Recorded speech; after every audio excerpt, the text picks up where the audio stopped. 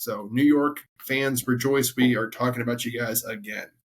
But let's get right into it. We can try to keep the segments 5 to 10 minutes. We're kind of on time with that. We're at where we're at right now. So start with the first one. Hot topic, hot news of the season so far. Should the Jets make a trade for Kirk Cousins? Aaron Rodgers obviously went down within like the first minute and 30 seconds of the season for the Jets. Zach Wilson has not been the answer. He is not the answer. I know, like we said before, Robert Saleh keeps giving him a bunch of praise. I'm going to put a pause on this real quick here. While we're discussing this, give us your guys' thoughts, because we love hearing from you guys. I want to know what you guys think, because honestly, yes, we aren't draft capital people. You know, we try to do the best we can, but we're not always sure what's right. Why don't you go down to the comment section, give us a like down there, because we put a lot of work into these and we love talking with you guys. But in the comments, why don't you tell us what you think the Jets would have to trade in order to get Kirk Cousins? And we'll see if it happens. We'll see who's closest, all right? But yeah, go down there, give us a comment, tell us what you think it's going to cost to get Kirk, and give us a like down there, because, you know, we're kind of funny sometimes. A little bit. Sometimes. I like to think so. When we start drinking. No. NFL After Dark sponsor. All right. No, we're not doing that again. Back on track. Back on track. So far this season, Kirk Cousins is completing about 70% of his throws. He has a 108 quarterback rating. For the people that are kind of worried, like, oh, well, the Jets can't afford him. They're paying Aaron Rodgers. They're paying this guy. They're paying that guy. They actually can. They currently have about $8 million in cap space. Cousins' cap hit for the season is only $20.250 million. So if they restructure C.J. Mosley and Quentin Williams, that'll free up about $13 million in space, which gives them 22 for the season. Just enough to squeeze Kirk Cousins in there. But B, let's keep it right there real quick. Tell me, do you think this move would make sense for the Jets, and if it's something they should even consider? I think it makes sense. Will it happen?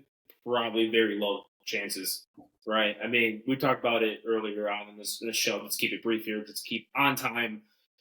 You would pretty much have to trade for him like Monday, right? We're already week 4 to be the 4th game down, right? So you trade for him now. It would take at least a couple of weeks for him to get in tune enough with the playbook and package system, right, to operate that offense, right? If you wait for like the trade deadline period, like what's even the point? That like the season could be almost over. That's another point too. Like they're already 1-2. The AFC East is loaded right now, right? Besides maybe the Patriots, but the Patriots beat them last week, so it's whatever. They should do it. I think it would help the team a lot, but it has to be like right now, like almost like yesterday, type thing. Well, I mean, obviously that's going to. I'm sure if they were up to them, they would have already made the trade if they were going to do it. I guess that kind of does lead us into a little bit next part of the little conversation of is why would the Vikings make that move anyway? Well, they should make that move because Kirk Cousins is a free agent after this season, no matter what.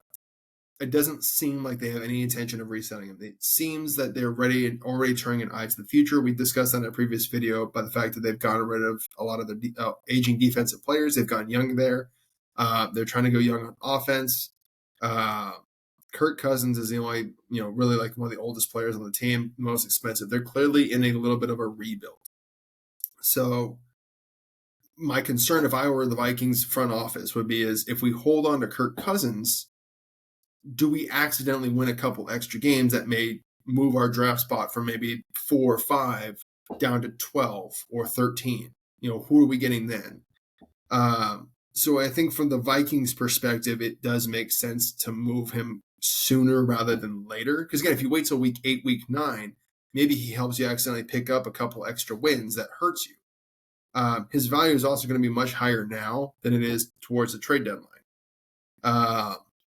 The only problem I can see with that right now is the Vikings are 0-3. They haven't won a game. They play Carolina this week. They're probably going to get that win, which again kind of furthers my point of they should have moved him already, so that way they wouldn't have a chance to win this game against Carolina. But they probably will win this game and not be 1-3.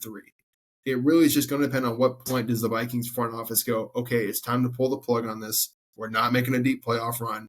We're only hurting our draft positioning for next year at this point. We need to do something. So that's why I think it would make sense for the Vikings to do it. and why I think they would do it sooner rather than later. Uh, Again, I'm not trying to sit here and shit on the Vikings, but you guys obviously need a quarterback of the future. That answer is not on the roster. It's a deep quarterback class, but if you want to get your pick of quarterbacks, there's already going to be a fight to get up to the top. Why make it more difficult? Might as well just move the guy now, get as much draft capital as you can, and have a pick 4 or 5 where it's going to cost you less now to move from 4 or 5 to 2 or 3, or heaven forbid, even 1. So that's why I think, again, I think the Vikings should do it. But what do you think about that kind of scenario that we just talked about? Yeah, I think they should. And then just to put out another opinion out there, like what if this is not the Jets as a trading partner? What if it's just some other team looking for a veteran presence, right? Like maybe Washington or I don't know, some other like. I mean, I would say the Bears, but like they're obviously going for like younger quarterback. They probably wouldn't go for Kirk Cousins, nor would the Vikings trade like an interdivisional team. Um, but like maybe it's just not the Jets, right? Because it all kind of depends on Aaron Rodgers too. Like if Aaron Rodgers was out of the picture, I'll be all for it. Like, yeah, trade for him now. We can keep him next year. Maybe sign him for like a 3-year deal. I mean, he is 35 years old, so keep that in the back of your pocket. But you can at least get him for like a 2-year extension after this one, right? But with Aaron Rodgers being at the Jets, not sure they would be the correct trade partner right now. But the Vikings should think about moving him. They just have to call around the league and find a QB needy team, maybe. Well, I think that's kind of part of the problem. Is why I think the Jets are. I don't think the Jets are like a trade partner. I think they're the only trade partner for the Vikings right now, because like we kind of discussed, Kirk Cousins is a free agent after this year. He's 35. So if you need a quarterback, you're going to trade just to have to try to re-sign him in the offseason. I mean, you're only getting for a half-year rental at best. That doesn't really make a whole lot. It's not like he's some younger spring chicken. I mean, he's on the back nine of his career.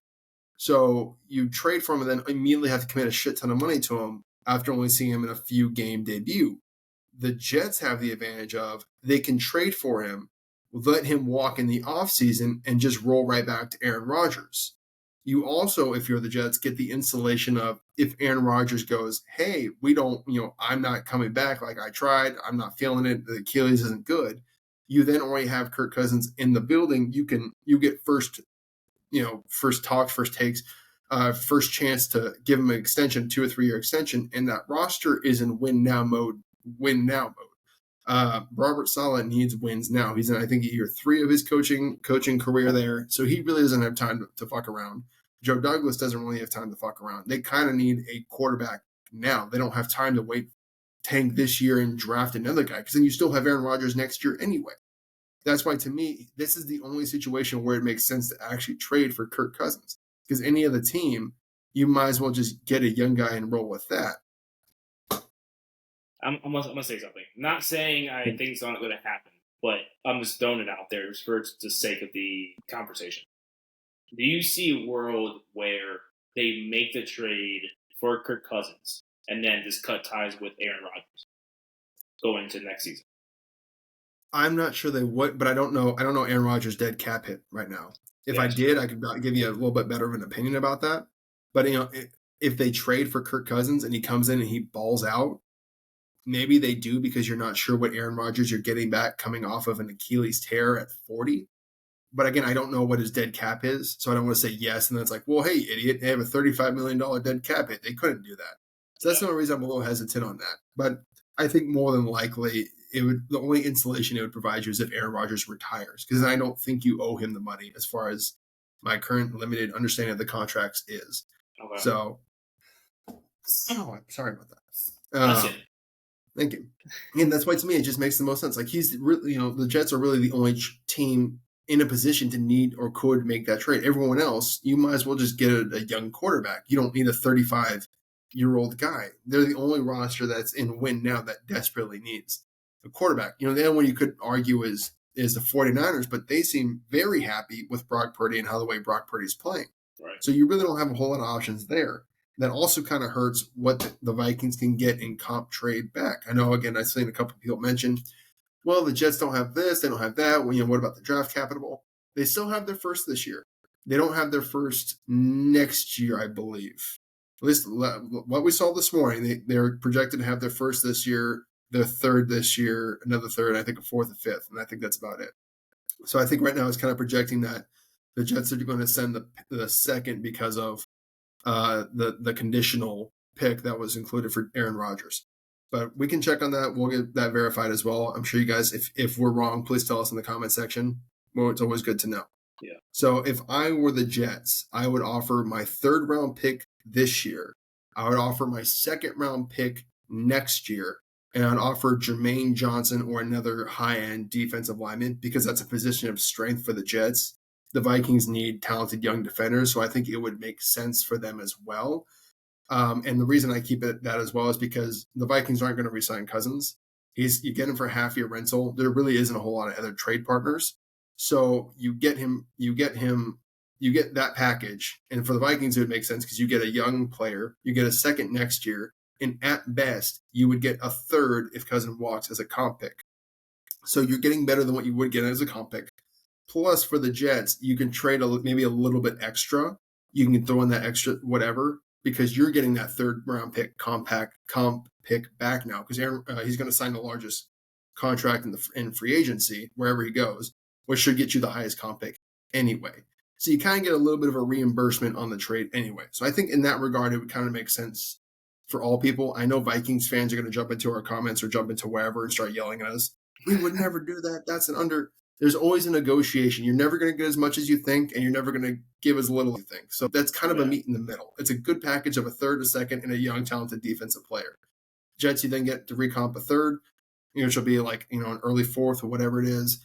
And Vikings, you then get to tank the rest of the season and get a pick in the 4 or 5 range versus the 10 to 12 range. And now you're having to move a bunch of shit to move up to get up, higher. You then have more ammunition to draft too. So that's the comp. That's the compensation I would offer. What do you think? Is that reasonable? Do you think I'm a little? It's way too little, way too much. What are your thoughts on that? No, I think it makes sense. I mean, I have limited knowledge on like comp structure and stuff too. Like what's a fair deal, but I think it makes sense. I mean, I was pulling up the Jets draft picks for 2024 and beyond while you were talking, and they seem to do have their. So like you said, they have first, third, a fourth, it looks like, and a sixth for 2024 so far. And then they have everything in 2025 besides a sixth and a seventh. So like they do have more ammo, but to your point, like I don't see the Jets and Vikings agreeing on like a first round pick for a no. Short not at that age, not at that price, not this late in the season, not for a half-year rental. Those are the 4 biggest knocks against the Vikings in the Kirk Cousins trade at this point. All 4 mean there's no way in hell you're getting a first form. You're not. If Kirk Cousins had another year on his deal, maybe. But the fact that it's only going to be an 8 to 10 game rental for Kirk Cousins, again, plus at $20 million, plus at 35, plus you're getting him late in the season, there's no way you get a first form. That's why I said a third this year, a second next year, and then a young, promising D lineman makes the most sense to do. And that way it saves your season this year. Vikings, you have much more ammunition to move up in what should be an absolutely stacked draft and a great quarterback draft, and you guys get your pick of quarterbacks this year anyway. Like I said, if you haven't done it yet, go down in the comment section. Tell us what you think. Do you think a third, a second next year, and a young, promising D lineman is enough for Kirk? Is it too much? Is it too little? What would you offer for Kirk Cousins? Give us a like right down there. And you know what? If you feel up to it, if you like what we do here, these are the kind of videos we make, plus our whole podcast, why don't you give us a subscribe as well? But until next time, if we're losing you here, it's been Emmett, it's been B, it's been the RFL show, and we'll see you guys next time.